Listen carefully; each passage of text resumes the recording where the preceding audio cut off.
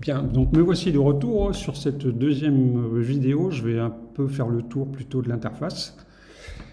Donc vous vous retrouvez, comme j'avais dit, devant une map où je peux cliquer pour arriver sur les compartiments de jeu. Ce sont les mêmes que ceux disponibles sur le côté.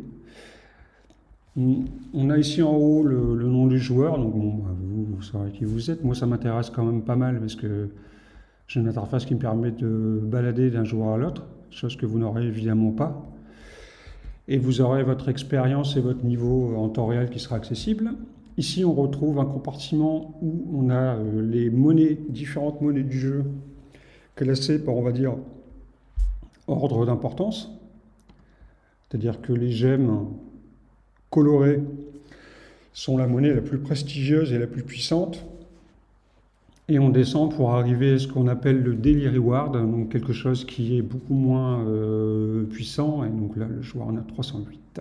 On verra à quoi ça sert, toutes ces monnaies, plus tard. On a un petit encart ici qui s'ouvre et qui se ferme, qui permet de voir quelle est ma situation actuelle sur les ressources du jeu, découpées en 3 paquets. Donc ce qu'on appelle les faits, les ressources et les manas. Donc on va voir ça aussi dans les explications qui arrivent. Ça, c'est quelque chose de technique que vous n'aurez plus. Ici, c'est le petit tutoriel, donc on en a quand même un. Donc on a mis en place un tutoriel qui va expliquer les combats et le fonctionnement des sorts, en gros. Et donc qui va vous permettre de bien comprendre comment on frappe et comment on combat dans Grolm. Et puis ici, on retrouve nos 2 classements qu'on a vus tout à l'heure.